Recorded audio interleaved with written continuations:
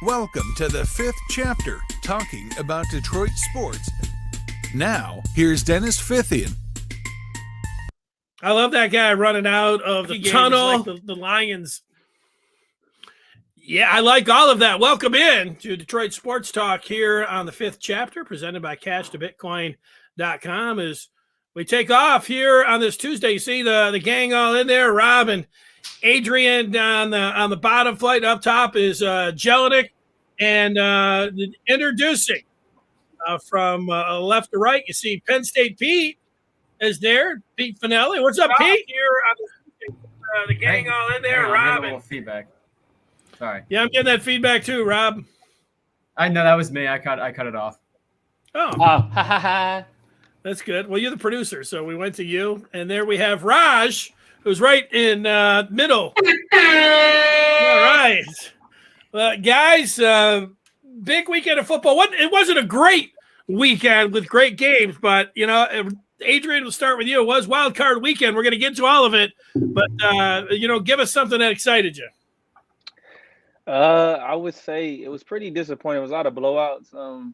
I would say probably the emergence of Joe Burrow and the Cincinnati Bengals offense against the Raiders. The game really shouldn't have been as close as it was. I know the Bengals offensive line isn't great, but Joe Burrow has proven that he's going to be a top 3 to 5 quarterback in the next 3 to 5 years in this league. Good stuff, and we'll talk about all of it from a gambling scenario. We'll get to last night's game. That's where we'll start out, and then we'll run through the games that are coming up in the divisional round. But first, let's take a look at our book and the chapters. That was the audio version there, and it's brought to you by our title sponsor, and that is CashToBitcoin.com. Ladies and gentlemen, you see Matt Damon on all those commercials right now. Everybody's talking about it. You want to know how to get in the game, you want to go to CashToBitcoin.com. And it's the largest growing crypto ATM in Michigan. They have hundreds of locations throughout Michigan. Check out a map to find a crypto ATM near you at CashToBitcoin.com on Twitter. That's cash, the number 2, Bitcoin.com. Their ATMs and terminals offer safe and secure transactions. So get it going and get to CashToBitcoin.com. And I don't think there's any other way to just introduce it, but we're just talking just straight football all day. We're talking about the wild card round. We're going to go into the divisional rounds next week. So, gentlemen, Dennis, where do you want to start? I want to start with the game last night, and I want to start with you because this one is, they say it in your wheelhouse. This one absolutely is in your wheelhouse. Actually, I think all of us, Pete's not a Michigander, so, him thinking about every move that Matt Stafford as the world turns, but everybody else, that's it. Detroit sports, they've been consumed by Matt Stafford. I always said 97 won the ticket. The 9 was for Matt Stafford's jersey because that's all anybody talked about. Are you happy, I should say, Jelinek, that Stafford got his win, his first playoff win? Well, I am happy he got it. Good for him. He got a big monkey off his back with that one, absolutely. But at the other hand, dude, I would have been a better quarterback than Kyler Murray. I could have quarterbacked the Los Angeles Rams that game. I mean, it was just a bloodbath in the beginning. I mean, 13 for 17, that's phenomenal. I mean, 154 passer rating. Stafford played really, really well, but luckily they did not need him. So I will be all on board. I will say I am sorry to Matt Stafford, his family, and the city of Detroit when he goes out and beats Tom Brady next weekend, which I think the Rams can do. But overall, good for Stafford. Can't really complain. I was really hoping he'd lose, but whatever. He played well. Adrian? For me, I was really happy for Matt. I mean, he was 0-3 in his first career playoff games. He came to a loaded roster. So I'm not really one of those people who's upset. I'm happy for the guy. Much success to him. He did his thing. He did exactly what the Rams asked him to do, only 17 times. But getting Cam Akers back was a huge deal for the Rams. First of all, let's talk about how this man came back from an Achilles tear in 5 months. I don't know who did his surgery or who his doctor was, but that's remarkable. But just the performance Stafford put up, they did what they asked him to do, and I'm happy for him. He finally got his first win. Now Can they beat Tampa? Yeah. Will they? I don't know yet. But that's a good matchup. I think the Rams defensively match up pretty well with Tom Brady. But I'm not betting against Tom Brady. I think they can beat the Bucks just for the fact that, I mean, like, Leonard Fournette's basically broken. They have a ton of players who are out right now. They got Brashard Perryman playing. I mean, come on. I mean, the Bucks are not good. I mean, they're obviously good, but they're depleted. I think it is a winnable game on Sunday for the Rams and Stafford. Dominic, foreshadowing chapter 2, talking about the Bucks game. Of course, you'll do that when you start thinking about how Stafford played last night. I don't know, Raj, you've seen old number 9 in that Honolulu blue and silver, and he gets the W last night. Are you happy for him? Yeah, I'm glad he finally got over the hump. He was just here not doing much. I mean, the Rams, they had high expectations for him, giving up 2 1s and the third and golf. So I'm glad he finally got the monkey off his back. And we'll see how far he can take this thing because they got a lot invested into him. Pete, you're the outsider, man. Are you happy for Matt Stafford? Can you put yourself in the shoes? Yeah, no, I'm definitely coming from outside. I know I'm not like Brian, who's kind of wanting to see him fail on a new team. For me, Matt Stafford was always like a solid quarterback who was always in a bad situation and never quite had the right team to do what he possibly, what he was able to do.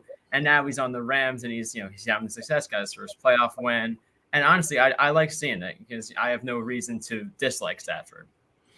Yeah, I thought it was nice that he got the win, but you know what? The Rams didn't give up that boatload that Raj was talking about for, a wild card win. They did that so that he would beat Tom Brady and that he would be able to go to Lambeau and beat Aaron Rodgers. That's why you give up a treasure trove of picks. So while it's nice and he played well and let OBJ throwing the ball, he's dialed in like Adrian was talking about, a Michelle Akers combo there. Cup is Cup. Like I was watching the Manning cast and these guys – or said Russell Wilson, these guys are like, wow. Like, I mean, these guys are wowed by, Stafford throwing the ball down the middle. When you see the other guys like, man, this is a hell of a throw. It's something, to sit back and take notice of. But, he's got to get it done. I would say at least next week, to get most of those haters off his back. The one thing I've heard it all season long, there are people like, you automatically stop listening to him if you heard somebody say that Stafford, he'll never win a playoff game. In 2011, when he threw 5,000 yards, the dude played spectacular against the Saints. And he was running the ball in. Calvin had over 200 yards. And it was the defense. The Saints never punted. I mean, the Lions had an NFC championship offense that year. There have been some other years where Stafford was the culprit while they ended up not getting into the playoffs. But let's not act like the guy, can't put one foot in front of the other. So let's turn the page. I know Rob loves Matt Stafford. Worst quarterback ever. He's overrated, but he did get me to 60,000. What I was like 600,000 views in that video. Same quarterback he was here. He's gonna fail. No worries. 600,000 views on that is incredible. I won a couple dollars, betting the Rams last night, so I was pretty excited about it.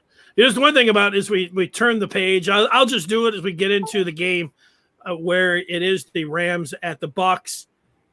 You had so many blowouts, and you bet that side. It was either you felt it was the easiest bets or the ones that were over just like that, whatever side you're on. Let's start there with Jelinek. He already talked about it a little bit. Then Adrian did as well. The Rams' chances, where are we at? They're getting 2 points right now, heading into the big sombrero.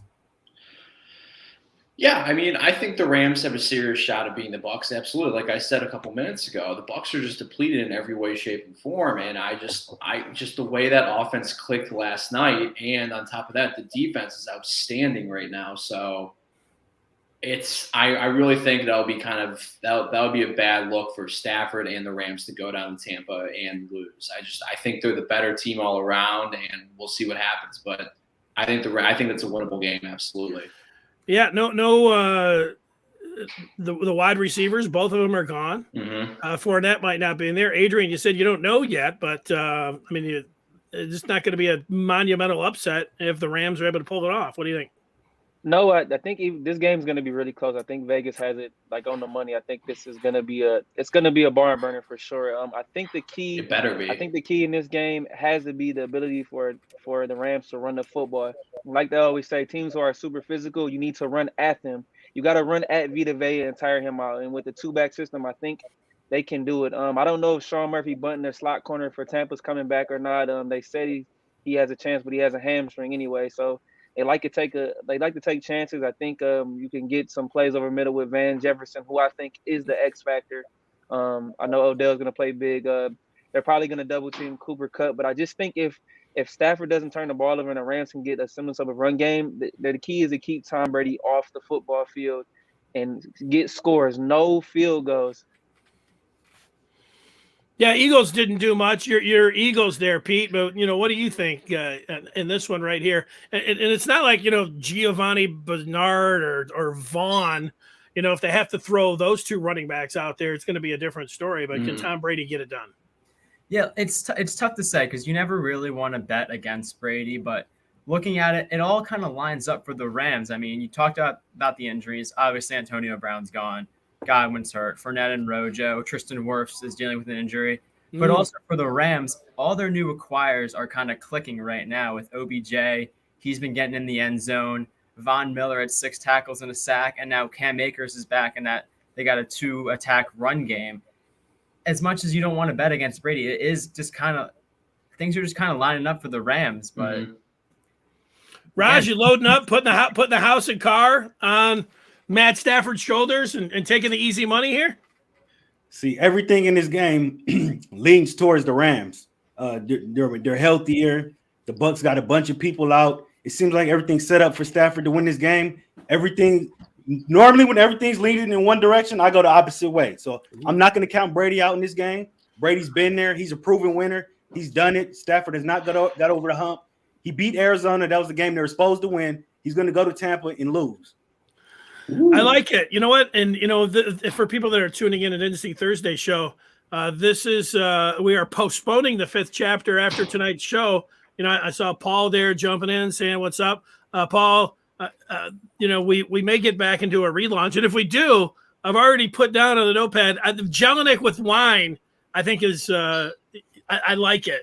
It adds something there. So I could see that happening as we turn the page and get to chapter 3. This is the game where we will start with Adrian. You got the 49ers. They get the win, but Jimmy G heading into Lambeau. What kind of chance do you give Jimmy G and the 49ers? I give him a slight chance, but if his shoulder is messed up like they said he was, there was a report that he sprained his right throwing shoulder. I think it's really bad. I gave him a chance before that, but if Fred Warner's out, Nick Bosa may not play. So that's 2 stalwarts. The 2 best players on their defense might not play. And I think Aaron Rodgers is on a mission this year like he has been all year. And I think they're gonna get up. The key with San Fran is not letting them get up early. The game against Dallas should have been a blowout, but they kept kicking field goals and let Dallas hang in the game. But I'm gonna take the Green Bay to win by 10 in this game. I think Aaron Rodgers is on a mission. They're well rested. Toe's healthy.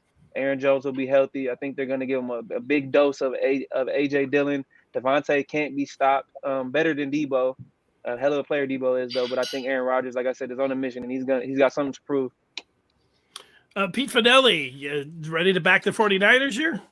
No, I liked them against the Cowboys last week. Like I said, the Cowboys, they're not a good playoff team. They haven't been for a while now. And as much as I think, Debo Samuel's been great, the Niners have been a good dark horse team. It's the divisional round, and the Packers lose in the conference championship. They don't lose this early on. And it's just tough going against, Aaron Rodgers. I don't love Garoppolo. It's tough. I want to say the 49ers have a shot to go into Green Bay and really give them a run for it, but I really just kind of see the Packers just kind of slowly running away with this game. Real question is, Raj, Pete's hedging a little bit, means he wants to take that 6 points, I think is what he wants to do. What about you? What about 49ers in Lambeau against the Packs? Yeah, Green Bay's on a mission. Aaron Rodgers is hungry for that second ring. Jimmy G, he just isn't that good. He tried to give that Cowboys game away just with a bunch of ill-advised mistakes, hiking the ball when the lineman wasn't lined up, threw the bad pick 6. Jimmy G's not that guy. As long as he's a starting quarterback, San Fran will never fully get over the hump. So I like Green Bay a lot in that game. I feel like, if I was around the horn, and I could give you like those points, doop, doop, doop, like everybody was nodding your head when you talked about Jimmy G trying to give the game away. you would have scored big there. Paul talking about the relaunch. Now he's also looking at the Lions draft here. And let's have Adrian. He's our quarterback guy. With the Lions, 2 first-round picks and a second-round year, would you move up in the draft? So I think he's talking about you take Thibodeau probably at 2. That's probably what the Lions are going to do, and we don't know where that other pick's going to be in the 20s. But what about taking some of those picks and that ammunition, moving up into the teens to grab one of these quarterbacks? Interesting idea. You're the GM. What do you do, Adrian? For me, I don't really love any of these quarterbacks. I'm not, like, if I'm not in love with them, I'm not going to move up. I'm not going to give up an extra draft pick to move up. I mean, for me, my favorite quarterback is Matt Corral. I mean, Kenny Pickett, I like him, but I just think he's more in the mode of an Andy Dalton. Derek Carr is his ceiling for me. And I like Malik Willis, but I feel like if you're going to draft a quarterback, you could get one in the second round, maybe a Carson Strong or Desmond Ridder, but I just don't like them enough. I think the Lions just at this point where they're at, they got Goff's contract for another year, so they need to just stockpile talent everywhere, especially on the defensive side of the ball and the secondary. Yeah, I think like Adrian's talking about, dude like Belichick did last year. He just chilled and sat right there. Mac Jones just fell in his lap while everybody else was, giving away their drafts to move up and get guys. If Pickett or, any of those guys that Adrian mentioned fall in their lap, maybe they take them. They're in the first round. But Yeah, real I'm not quick, moving up either. Yeah, I just don't. The Lions aren't in a position right now where they need to give away picks because they're just so talent depleted that they need to just stockpile as much as they can right now. Just don't even draft a quarterback right now. There's no need. You have Jared Goff next year. He played decently well, towards the end of the year, and you don't even worry about that. Just stockpile on defense, maybe get a wide receiver late or something like that. But there's zero need for a quarterback right now. I would either gamble at the draft next year or look in free agency. But I am not drafting a quarterback this year at all. Goff's going to be your guy next year, no matter Exactly. what. There's no point in trying to find his replacement immediately. I don't like any of the players either, besides, like Adrian said, Matt Corral. But I don't think Matt Corral is going to be there for the second-round pick. Or for the first-round pick, excuse me. Hey, maybe they can get Brandon Peters in the 7th round. Well, nothing's going to change until you just look at the playoffs, and we're talking about it right now. We'll turn the page and we'll get to the Bills and the Chiefs here. What's made the Bills? Josh Allen. I mean, he's an elite quarterback, and we know on the other side Mahomes is, and we know that nobody's picking against the Packers because they have Rodgers. I mean, you need an elite quarterback, and Jared Goff is not that. So, at some point you do have to get one, and you want to kick the can. And I'm in favor of taking a shot with that first-round pick and getting one of these guys. And it's a situation where, hey, if it doesn't work out and you got the bridge quarterback and you get him out there and you play and you get him up on the horse, you just make a move and go to the next year. That's the way I would do it. What about the game, at least on paper, that looks the best, Pete? Bills and Chiefs. What do you think?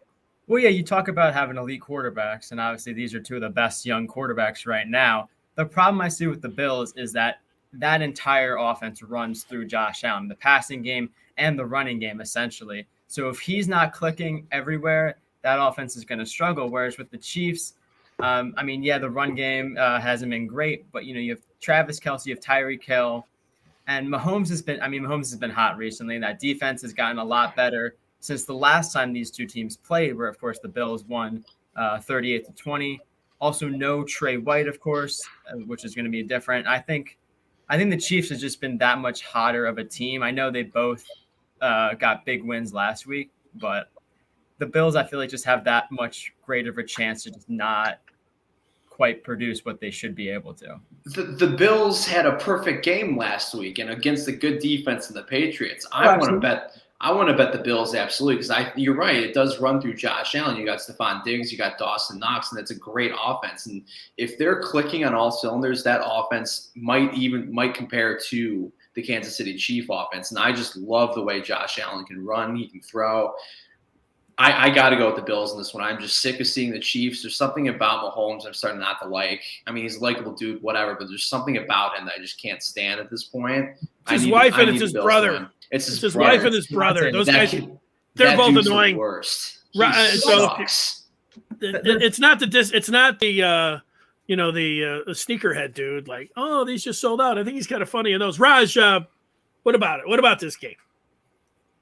Yeah, I mean, you guys heard my pick for the Super Bowl last week, so I took the Packers, I took the Bills. I think this is the Bills' time this year. The Chiefs are a good squad. The Chiefs put Buffalo out last year, and then Buffalo wants to get over that hump this year. Now I think they're hungry, and I think they get to the Super Bowl this year. So I'm still running with them. I think they beat Kansas City in this game. Adrian makes a strong case. Go ahead. Haha, my friends, that's where you are wrong. I think a lot of the hatred with the Chiefs is they're tired of the Chiefs constantly winning. I think Pat Mahomes will outdo a Josh Allen. My problem with the Buffalo Bills is I do not trust their running game. They're so reliant on Josh Allen to run the football as well as throw the football. They don't have any depth behind it. They really don't hand the ball off to Singletary or Moss. I don't trust them. We just seen Jerick McKinnon come out of the grave last week against my Steelers. I know our offense isn't that good, but geez, our defense is decent. This guy looked like the Jerick McKinnon in Minnesota. They still got Derek Gore. They just throw a lot of guys at you. And until you can beat Patrick Mahomes in Arrowhead, I just don't see it. And they already beat the Chiefs earlier in the season. This is not going to happen. Send Pat back to the AFC Championship game. He's going to another Super Bowl. I hope it's a great game. I think your best point there, and the one that I've been making, is that if this game, was involved up at Orchard Park and the Bills Mafia and everything, I'd be inclined to take Buffalo. But in a sea of red at Arrowhead, I like the Chiefs. I'm with Adrian, man.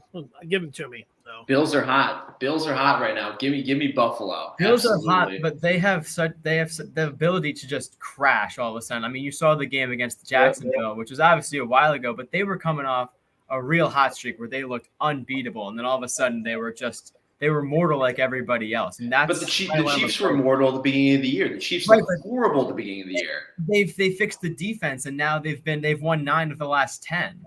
The only loss was that Cincinnati game, which is just an incredible performance from Jamar Chase and Joe Burrow. I like it. The sparks flying here on the final chapter. We're ready to get after it. Where's this been for the last year? All right. Who wants to handle this gambling question from Paul? With sports bets legal now, are Super Bowl squares going to still be a big thing? Adrian. No, I want to get on the other comment you made about the DNs and the team picks. This is a really good edge class. You got Travon Walker from Georgia. You got George. I'm gonna botch his name, but it's Karlaftis, I believe, from Purdue. Guy's a stud. You got Drake Jackson from USC. Obviously, like I said, we got a Jabo. So you got the dude from Houston. There's some good picks in there. A really good depth at the edge. So if you need some edge talent, you can get some guys this year in the draft for sure. And the Lions need it. So absolutely get that with the second pick in the first round. Don't get a quarterback. Dennis, with the squares, I think squares are stupid to begin with. I've never won them, so I think that's why I think they're stupid. But no, squares are not needed anymore. Just throw some money on points bet or something like that and have a good time and kick back and relax. Yeah, sports betting on your phone sitting over in the corner is, it's one thing, but, squares, it's at the party, man. We play pass the bag where every score you're passing around. We've got the squares going. You've always got 4 or 5 people that are, telling you where you're at. You don't need to do anything. Next thing you know, they might be handing you a big stack of cash and you're walking out of there with a couple $100. I don't think squares will ever be gone. They're awesome if you're going to a party. Now, if you're at, the old office square, screw those. It's not very social. But if you go to a party, Super Bowl squares for sure. Yeah. I'm still in. Yeah, there's going to be some Super Bowl parties where the squares will be flying for sure. Heck yeah, it is. I just like the prop bets of like heads or tails. How long is the national anthem going to be? That's right up my alley. That's all I want to do. I've been prop betting all these games. I love first touchdowns. I haven't got one yet, but I bet them every game. And I never get them. Sometimes I take one from each side. I'm like, it makes the first drive or two really exciting. I mean, you're like, all right, come on, man, I can win $27 here if Deebo Samuel scores the first touchdown, but he didn't, so it didn't happen. But I do like that particular. It's fun to get in, but you don't want to get into squares with like at a bar. So my friend, I remember he went in on a $100 square. At this bar that he kind of went to, and I went there a couple of times with him, but he's supposed to be like, hey, I'm going to walk out with, I don't know, whatever it is, $6,000 a quarter or something. It sounded phenomenal.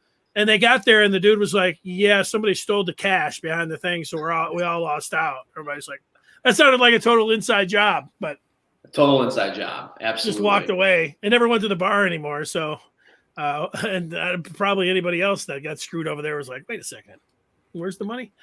All right. I'm getting lost here. So let's get to our final chapter. That gets us to the first game of the divisional round. We start with Raj there, who you got Cincinnati, and they got to go down. Now is a Derrick Henry cleared for contact.